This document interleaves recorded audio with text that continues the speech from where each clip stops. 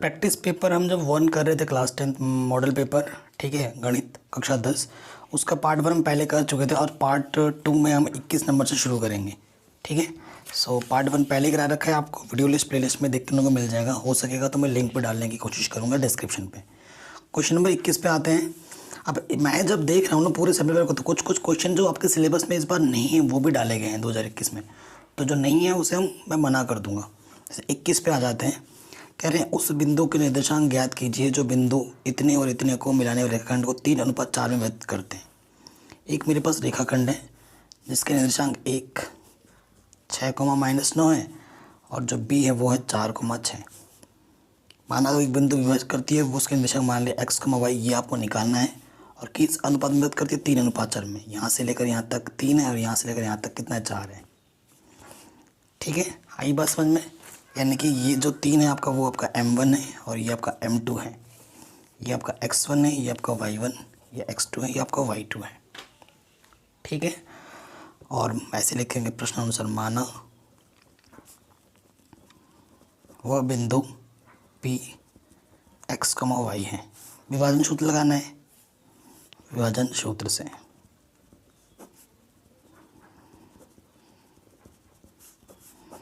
विभाजन सूत्र लगाएंगे, हमें निकालना है x। तो x क्या होगा, सूत्र को क्या होता है m1 x2 m2 x1 m1 plus m2। तो m1 कितना है देखो 3, x2 कितना है 4, m2 है 4 और x1 कितना है 6, m1 प्लस m2। 3 चौके 12, 6 चौके 24/7। ठीक है, 4 और 2 6, ये आ गया 36/7, x का मान आ गया। पुनः y का मान निकालेंगे हम, तो y बराबर सूत्र क्या होता है m1 y2 plus m2 y1 m1 plus m2। m1 है 3, y2 है 6, ठीक है, m2 है 4 और y1 है -9। m1 प्लस m2 ऊपर से मान रख दिया हमने, 6×3 18, 4×9 36/7, तो ये आ जाएगा -18/7। अतः बिंदु क्या हो जाएगा हमारे पास P x, y हमने माना था। x का मान कितना आया हमारे पास 36/7 और y का मान क्या है 18/7 आंसर। ठीक है, आराम से बन गया, कोई दिक्कत नहीं है। अगले क्वेश्चन में आ जाते हो 22। ये आपके सिलेबस में नहीं है, ये वाला क्वेश्चन है ना। वैसे तो क्वेश्चन बहुत ही सिंपल है, कह रहे हैं एक चतुर्भुज के शीर्ष आपको दे रखे हैं, तो आपको त्रिभुज के क्षेत्रफल को सिद्ध करके दिखाना है। ए आपको दे रखा है 1,1, हालांकि ये क्वेश्चन भी मैं करा चुका हूँ पहले ही। ये बी आपको दे रखा है 7,-3 और ये दे रखा है 12,2 और ये दे रखा है 7,21। तो इसको बांट दो, इस त्रिभुज का क्षेत्रफल निकालना है, इस त्रिभुज का क्षेत्रफल निकालना है, दोनों को जोड़ देना और आंसर आपका 132 आ जाएगा। ठीक है, ये आपका प्रश्नावली 7.3 में है ये क्वेश्चन। ठीक है, और 7.3 में पहले ही करवा चुका हूँ। क्वेश्चन नंबर 23 भी पहले करवा चुका हूँ और क्वेश्चन नंबर 24 भी करवा चुका हूँ। देखो 24 दो बार रिपीट हुआ है। ये क्वेश्चन यहाँ पर है, सेम टू सेम वही क्वेश्चन है 15 नंबर पे और ये जो 24वें नंबर पर है। तो ये क्वेश्चन हम पार्ट 1 में पहले ही कर चुके हैं 24वां, तो इसे हम नहीं करेंगे। कुछ कुछ क्वेश्चन देखो पहले ही हम करा चुके हैं, क्योंकि आपको पता होगा कक्षा 10 की गणित में पूरी करवा चुका हूँ। अगर मैं कोई क्वेश्चन नहीं करवा रहा हूँ इसका मतलब वो पहले ही कर चुके हैं और आपने सीख रखा होगा। देखो कोई सी भी वीडियो अगर आपको देखनी है, ऐसे लिखोगे यूट्यूब पे क्लास 10th एक्सरसाइज, जैसे ये एक्सरसाइज 6.2 का क्वेश्चन है ये वाला। ठीक है, 6.2 क्लास 10 एक्सरसाइज 6.2 और आगे लिख दोगे बाई मैथमेटिक्स एनालिसिस, चैनल का नाम। तो आपको वीडियो ना एकदम टॉप पे दिखेगी, एकदम शुरुआत में। मैं वीडियो हिंदी मीडियम के लिए भी बनाता हूँ, इंग्लिश मीडियम के लिए बनाता हूँ। तो आप हिंदी मीडियम के बच्चे हैं तो हिंदी मीडियम वाला देख लेना। और ये जो क्वेश्चन है ना, ये 23वां, ये 6.2 का क्वेश्चन नंबर 8वां या 9वां है, देख लेना। 8वां 9वां 10वां में से कोई एक क्वेश्चन है और ये वो मैंने वहाँ पर आराम से समझा के करा रखा है।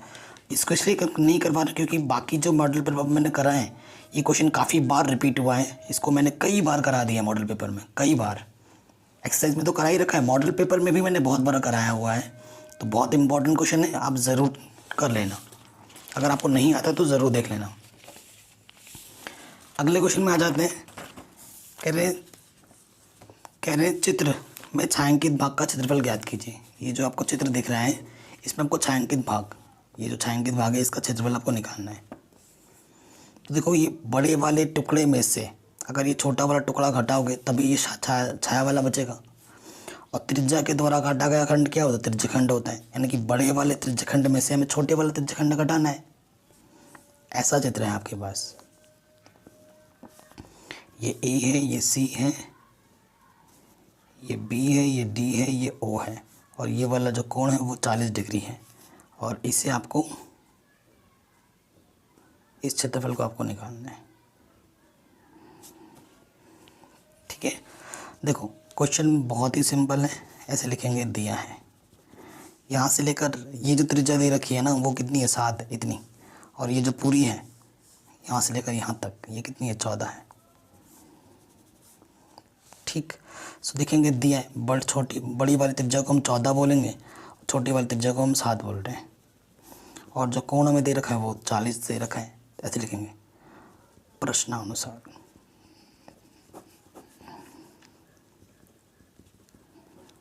छायांकित भाग का क्षेत्रफल क्या होगा?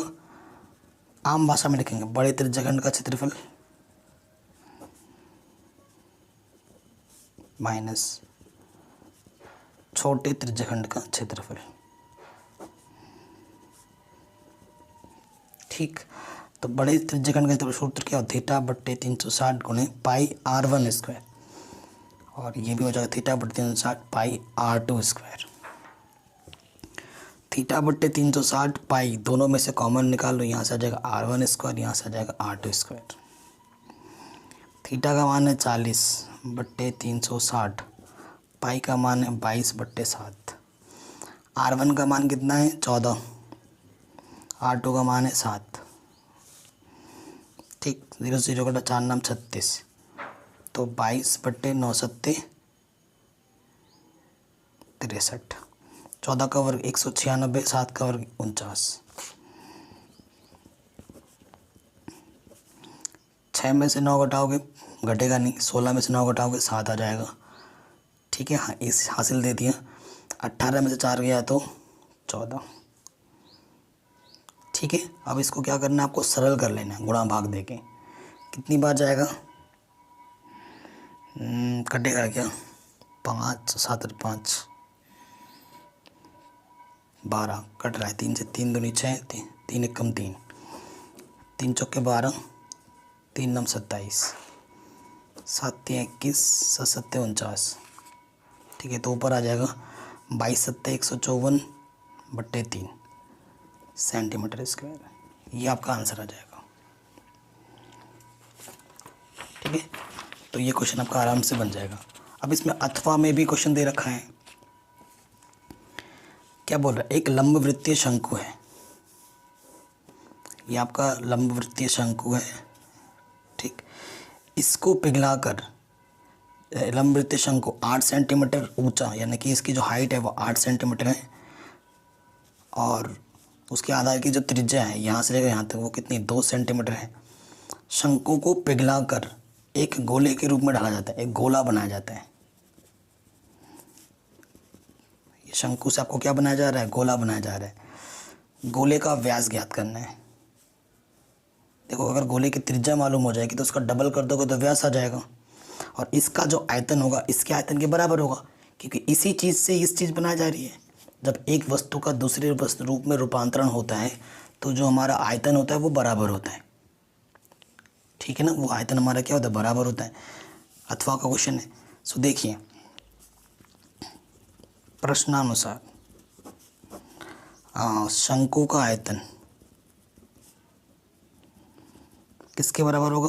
गोले के आयतन के। तो शंकु का आयतन सूत्र क्या होता है? 1/3 पाई r क्यूब, सॉरी 1/3 पाई r स्क्वायर h गोले का होता है 4/3 पाई आर क्यूब। इसकी बट्टे में 3, इसकी बट्टे में 3 कटा, इधर भी पाई इधर भी पाई कटा।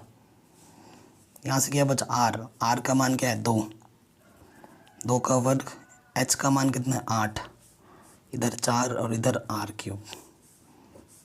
2 दूनी 4, 4 से 4 कट गया दोनों तरफ है ना, 8 बचा। 8 को लिख सकता हूँ मैं 2 की घात 3 आर की घात 3। यहाँ कर दूंगा मैं घातों की तुलना कि दोनों की घात 3 3 है, तो आर का मान कितना आ जाएगा, आर का मान आ जाएगा 2 3। ठीक है, घातों की तुलना कर दी हमने।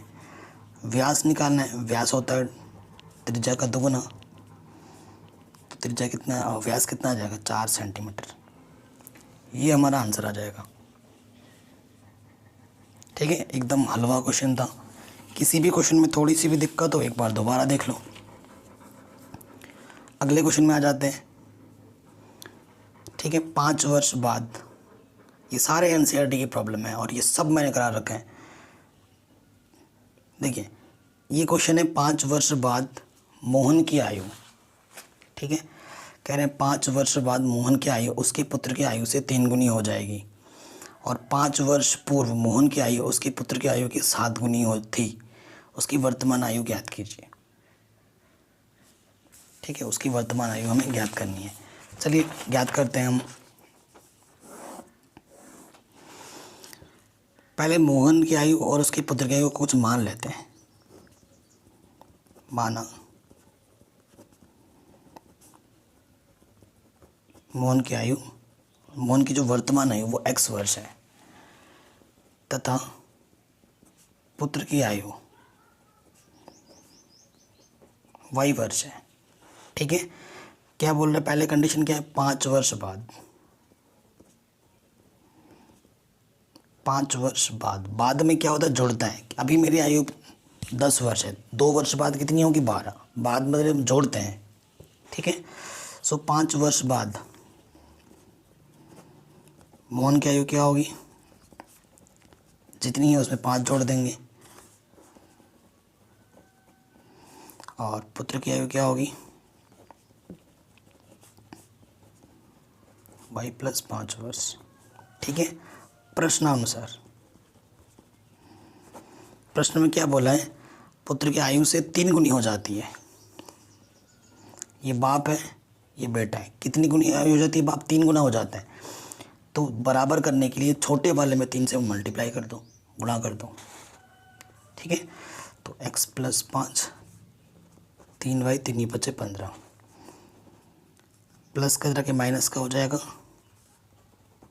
ये प्लस का के माइनस का हो जाएगा, तो x माइनस के 3y बराबर 10। ये पहला समीकरण आ जाएगा। अब आ जाओ द्वितीय शर्तानुसार।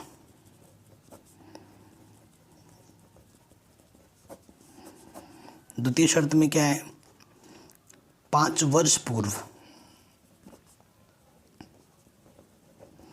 कह रहे हैं 5 वर्ष पूर्व मोहन की आयु उसके पुत्र की आयु की 7 गुनी थी। तो पहले 5 वर्ष पूर्व आयु निकाल लेते हैं। हाँ, 5 वर्ष पूर्व मोहन की आयु, पूर्व में घटाते हैं मोहन की आयु। अभी x है तो पूर्व में क्या होगी 5 घटा दो, और पुत्र की आयु में भी क्या घटाना पड़ेगा 5 घटाना पड़ेगा। प्रश्नानुसार, ये बाप है ये बेटा है, बराबर करने के लिए छोटे वाले में मल्टीप्लाई करते हैं। कितनी गुनी हो जाती है 7 गुनी, तो छोटे वाले में 7 से गुणा कर दो, 7y 7 × 5 = 35। ये प्लस के इधर के क्या हो गया माइनस का, ये माइनस के इधर के क्या हो गया प्लस का, x माइनस के 7y, 35 में 5 जोड़ोगे तो माइनस के 30। समीकरण नंबर 2, और ये है हमारा समीकरण नंबर 1। ठीक, अब ये चीज़ हो गई, आगे बढ़ते हैं। समीकरण 1 व 2 से दोनों को हल कर लो। x - 3 = 10, x - 7y बराबर कितना -30। दोनों के गुणांक समान है, समान चिन्ह होने पे क्या करते हैं घटाते हैं, घटाने पर चिन्ह बदलता है, कटा 7 में से 3 घटाओगे 4y, 30 और 10 40 हो जाएगा। तो y का मान कितना आ गया 10। तो ये क्या है, पुत्र की आयु आ गई 10 वर्ष। चूँकि x - 3y बराबर 10 था, y का मान 10 रख दो, माइनस के 30, उधर जाके प्लस का 30 हो जाएगा। तो x का मान क्या जाएगा 40। ठीक है, ये पिता की आयु आ जाएगी। ठीक है, ये क्वेश्चन भी आपका आराम से बन गया। अब अथवा वाला क्वेश्चन मैं जानबूझ के नहीं करा रहा हूँ, मैं चाहता हूँ अगर आपको आता है तो अच्छी बात है, नहीं आता है तो ये एनसीईआरटी का प्रॉब्लम है। ये जो चैप्टर नंबर 3 है आपका ना, चैप्टर नंबर 3 का ये जो क्वेश्चन है शायद 3.4 का क्वेश्चन है। ठीक है, 3 और कैसे सर्च करना है अभी मैंने बताया था, आप जाके ये देख सकते हैं। 3.4 का ये क्वेश्चन होगा, 3 4 5 देख लेना, उसी चैप्टर का ही क्वेश्चन है। और ये मैंने एनसीईआरटी का क्वेश्चन है, और एनसीईआरटी तो मैंने पूरे ढंग से करा रखी है।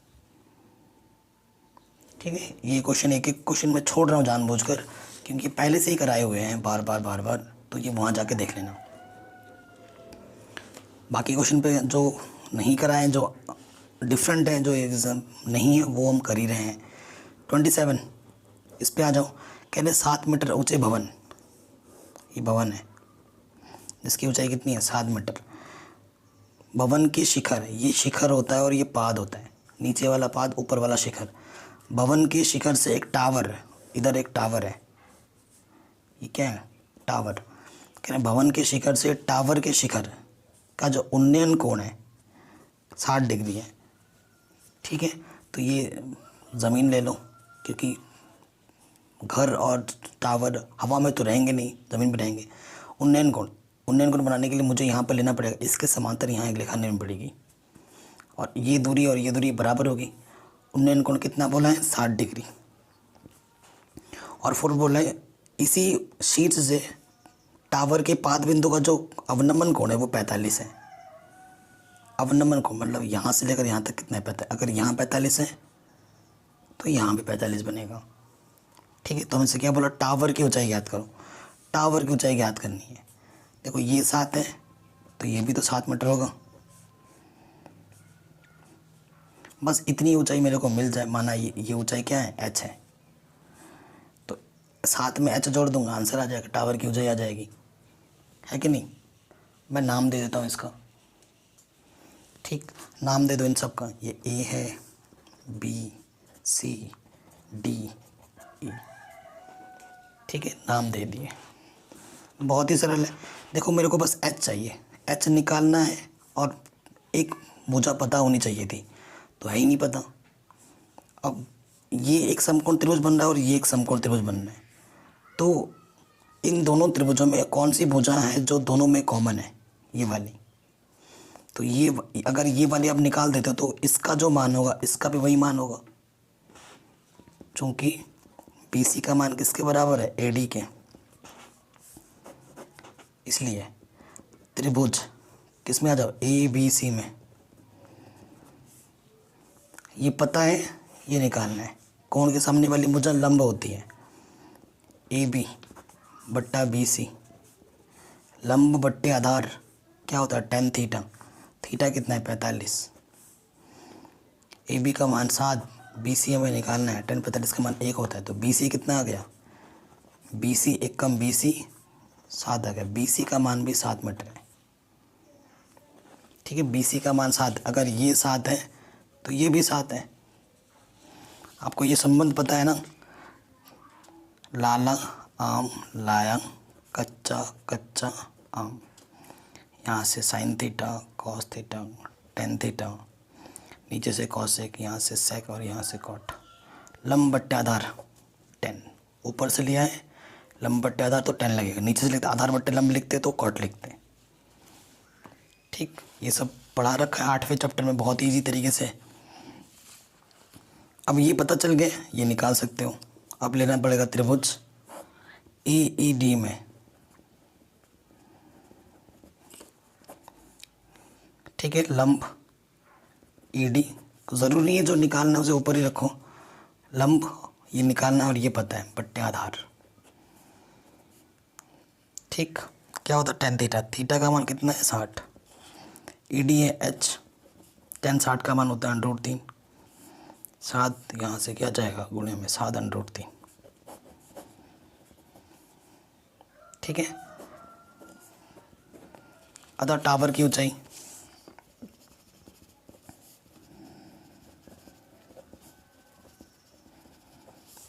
क्या होगी h प्लस 7, h का मान आया है 7 √3 प्लस 7, 7 ले लो उभयनिष्ठ यहाँ से √3, 7 एकम 7 मीटर। ये मेरा आ गया आंसर, ठीक है। इस तरीके से बन जाएगा आराम से, इसमें भी कोई दिक्कत नहीं आई है ना। ये क्वेश्चन भी बन गया। आगे बढ़ो, इसी में एक दूसरा क्वेश्चन है,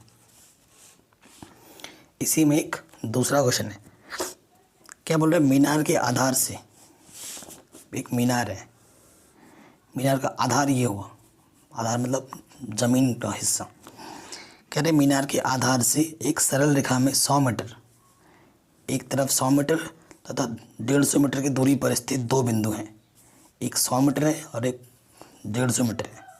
इधर से यहाँ तक 100 मीटर और यहाँ से यहाँ तक 150 मीटर है, ठीक। और मीनार का जो शिखर का उन्नयन कोण है ना, उन्नयन कोण कैसा है, पूरक कोण है, तो सिद्ध करना है कि जो मीनार की ऊंचाई वो 50 √6 मीटर होगी। शीर्ष जो मीनार के उन्नयन कोण है वो क्या है, पूरक कोण है। पूरक कोण किसे बोलते हैं, जब दोनों कोणों का योग कितना हो, 90 हो। अगर ये कोण थीटा है तो ये वाला क्या होगा, 90 माइनस थीटा, क्योंकि दोनों कोणों को जोड़ने पर 90 आना चाहिए, ठीक है। और इस माना कि इसकी ऊंचाई क्या है, मीनार की h है, और इसी h को आपको क्या सिद्ध करना है, 50 √6, इसको आपको सिद्ध करना है 50 √6 मीटर, ठीक है। बहुत ही शानदार और इजी क्वेश्चन है, हर बार आता है ऐसा क्वेश्चन। तो नाम दे दो ABCD, तो लिखेंगे त्रिभुज ABD में, ठीक है। ABD में ये पता है, ये निकालना है, तो BD बट्टा AB, कोण के सामने वाली भुजा लंब बट्टे आधार, लंब बट्टे आधार क्या होता है, tan थीटा, थीटा की जगह पर थीटा ही है, तो BD है h, AB है 100। समीकरण 1। अब दूसरे त्रिभुज में आ जाओ, BDC में, त्रिभुज BDC में ये निकालना है और ये पता है, लंब बट्टा आधार, कोण के सामने वाली भुजा लंब और ये आधार, लंब बट्टे आधार क्या होता है, tan थीटा, थीटा की जगह पर 90 माइनस थीटा, और tan 90 माइनस थीटा क्या होता है,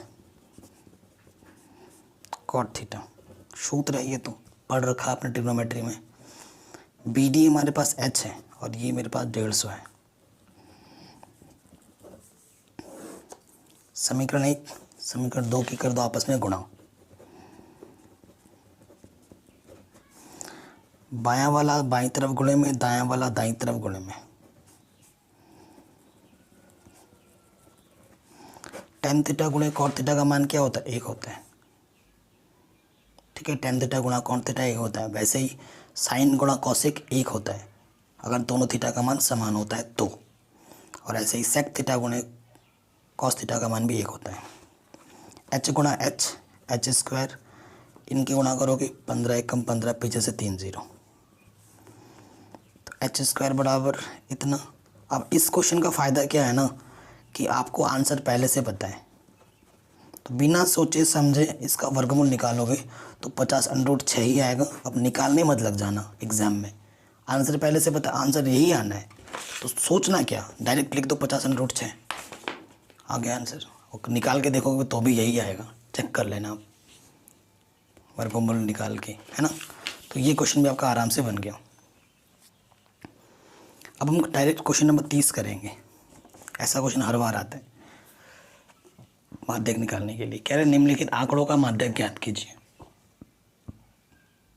हाँ देखो, आंकड़ों पर ध्यान दो, जहाँ पे ख़त्म हो रहा है वहीं शुरू हो रहा है ना, 30-40 पे ख़त्म हो, 40 से शुरू हुआ, तो जहाँ से ख़त्म हो रहा है वहाँ से शुरू होना बहुत ज़रूरी है। अगर नहीं हो रहा है तो आपको पहले वैसे सही करना पड़ेगा वर्ग अंतराल को। ऐसे क्वेश्चन भी मैंने NCERT में सिखा रखे हैं। 14.3 प्रश्नावली में ऐसे क्वेश्चन है, क्वेश्चन नंबर 4, ठीक है, जिसमें समान नहीं होता है तो समान करना पड़ता है, सिखा रखा है मैंने, तो वो क्वेश्चन भी इम्पोर्टेंट है। अब ये वर्ग अंतराल है, ये बारंबारता है, तो हमें निकालना है माध्यक, ठीक है। तो हम यहाँ लिख लेते हैं, यहाँ है वर्ग अंतराल,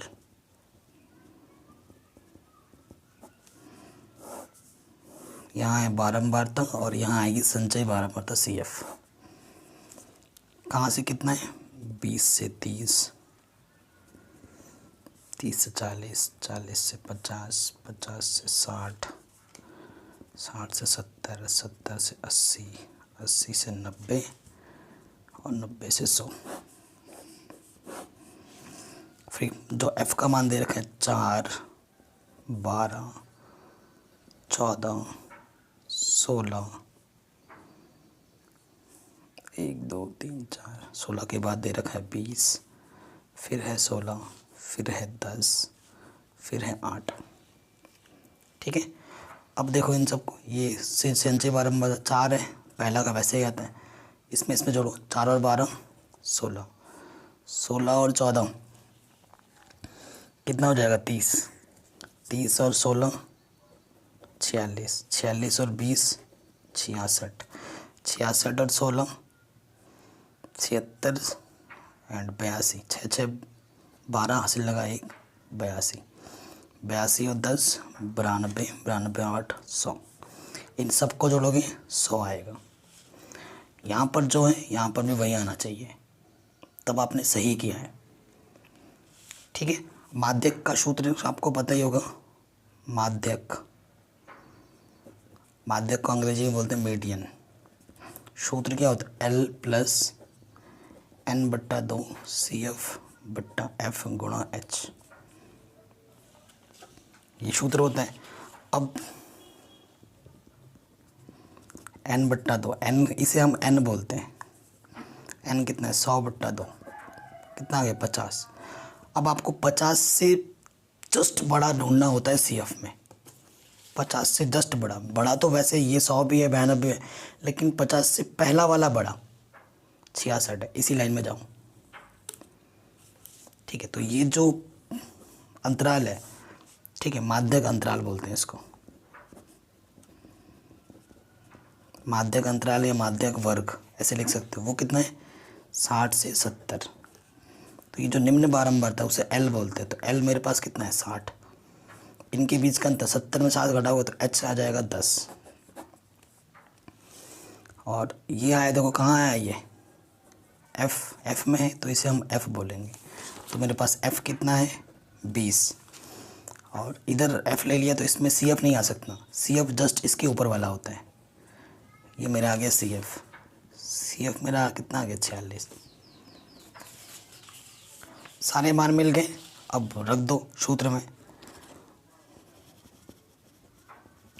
माध्यक L + N/2 - CF F × H। L का मान कितना था 60, N/2 आया था 50, CF का मान है 46, F का मान कितना है हमारे पास 20, H का मान कितना है 10, 10 दूनी 20, 4/2 2, तो 60 + 2 कितना आ गया 62, आंसर। इतना सरल था, और ये क्वेश्चन आपके एग्जाम में हर बार आता है, हर बार आता है, ठीक। आगे बढ़ते हैं, क्वेश्चन नंबर 29 में आ जाते हैं। कह रहे सर्कस के एक तंबू का निचला भाग बेलनाकार और ऊपर से शंक्वाकार है। देखो बनाते हैं क्वेश्चन, जैसे बोल रहा है ना वैसे बनाते रहो। कह रहे सर्कस के तंबू का निचला भाग बेलनाकार, टेंटों से बना बेलनाकार और ऊपरी भाग शंकु है, ठीक है। कह रहे हैं यदि बेलनाकार भाग का व्यास और ऊंचाई क्रमशः इतने इतने हैं।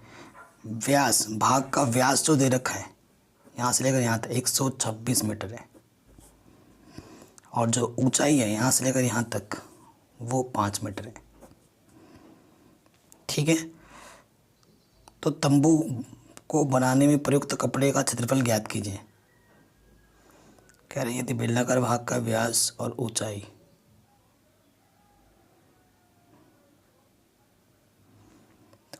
तथा तंबू की कुल ऊंचाई, तंबू की जो कुल ऊंचाई है वो कितनी है, 21 मीटर है। यहाँ से लेकर यहाँ तक 21 मीटर और यहाँ से लेकर यहाँ तक 5 है।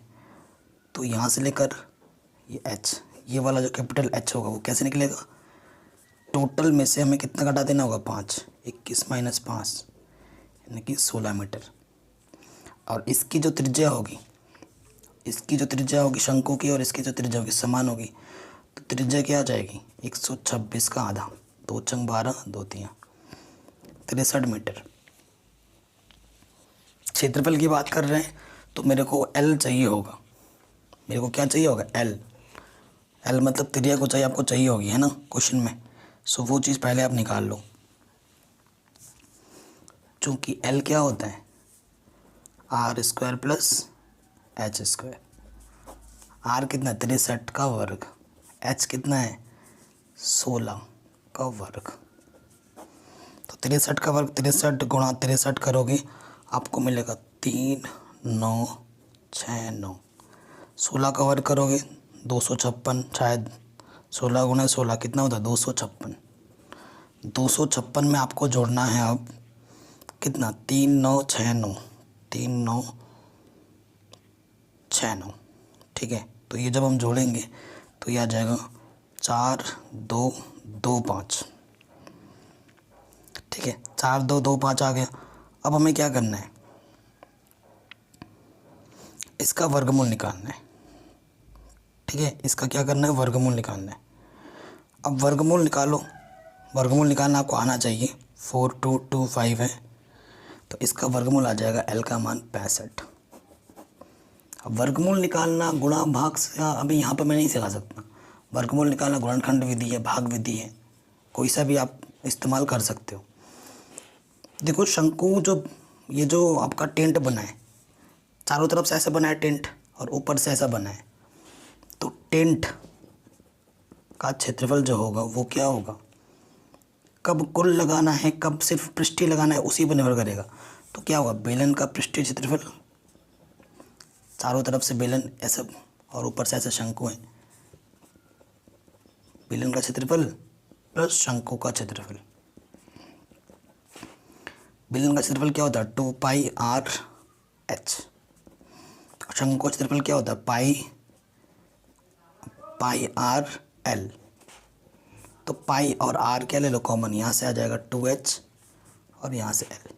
पाई का मान 22/7, आर का मान कितना 63, 2h का मान कितना है देखो, h का मान है 5 और l का मान कितना है 65।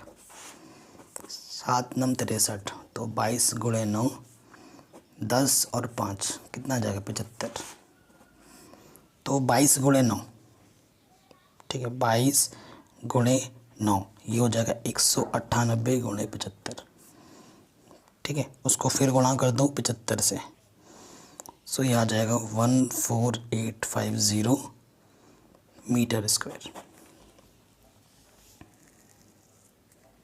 ठीक है, अब क्वेश्चन में क्या बोला है आपको, क्वेश्चन में आपसे ये बोला था चूंकि 1 मीटर स्क्वायर की लागत कितनी है 50 रुपये, इसलिए इतने मीटर स्क्वायर की लागत क्या होगी,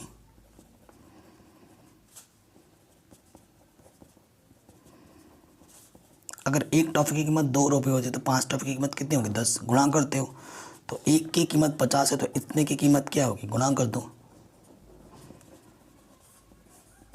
ठीक है, इन सबको क्या कर देना है 50 से गुणा कर देना, आपको आपका आंसर मिल जाएगा।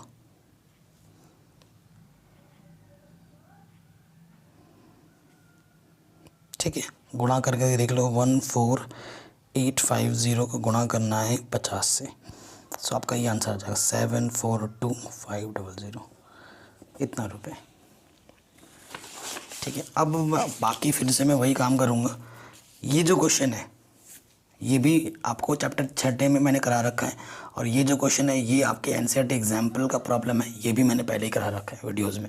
सो आप देख सकते हैं, लिंक्स में डाल दूँगा डिस्क्रिप्शन पे, और प्रैक्टिस पेपर 2 भी मैं करा दूँगा।